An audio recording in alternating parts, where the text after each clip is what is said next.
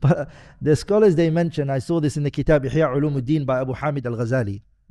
Abu Hamid al-Ghazali said, don't marry 5 types of women. 5 types of women, don't marry them. And the opposite is true. The worst one is annana, a woman who is a what? Annana. The second one he said hannana.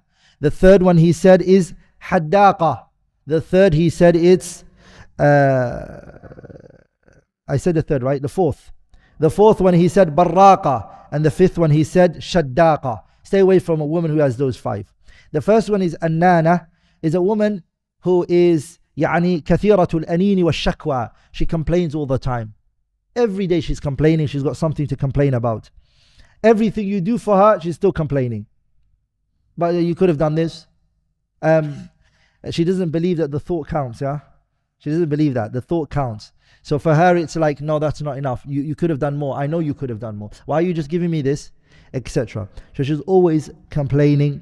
Whatever he says and whatever he does for her, you've not done enough. So that's the first one. Stay away from a woman who's like that. Hannana. Hannana is a woman who's always saying, I could have done better than you, brother. She says to the husband, you held me down when I was young. Allahumma barik. I had options in front of me.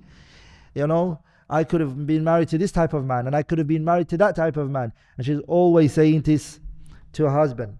And she's always wishing for another situation. Don't be married to a woman like that, he said. The third one he said is a haddaqa. Haddaqa is a woman who's always, her eyesights are directed at other things. So she goes to her friend's house, she comes home and she says, our house is the worst house. You know, you've not put enough furniture for us in the house. She goes, everyone's life and everyone's situation is the best and our one is the worst. So she always wants more. Her eyes is always at other things. But they've got better sofas than we do. But they've got a better, mashallah, house than we do. And etc. She's excessive in that. No, brothers, by the way, these terms can be present in a woman, but in a very moderate manner. Okay? Some of these have to be there and makes a female, right?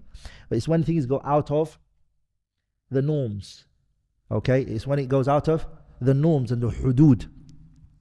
The fourth one is al-barraqa. Al-barraqa is a woman who's preoccupied with her looks. She doesn't care about the children. She doesn't care about even the house and cleanliness of the house. And she does not care in any way, shape or form about her husband. All day she's on that makeup, smacking it against her face. She's dressing up for herself. And at night time she's just taking off her makeup. She's barraqa. All she wants is glamour and glitter for herself. She's calling her friends.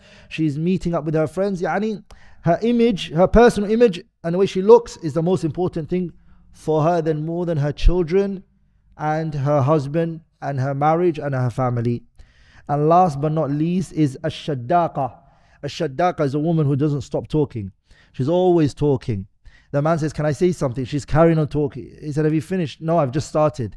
And she's going on, and he's always in a struggle to just get a word or two in. And those things you can tell from the beginning. Before you get married, if you're getting essays, 7 pages essays, okay, through the email, or if you're in a WhatsApp group with her brother and she's sending, she's got a lot to say, choose a wife who speaks less, okay, and doesn't talk much, okay. And by the way, some people might like this quality. Some brothers might be like, I was looking for this. Whatever rocks your boat, brother.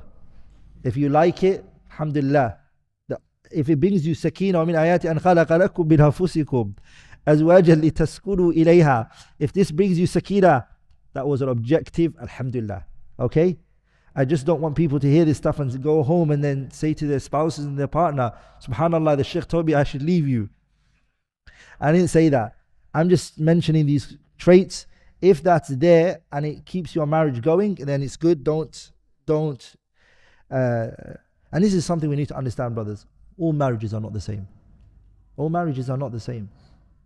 And to think that the way that your marriage works is the way that somebody else's marriage is going to work, or somebody else's marriage is going to work, is a wrong and flawed argument.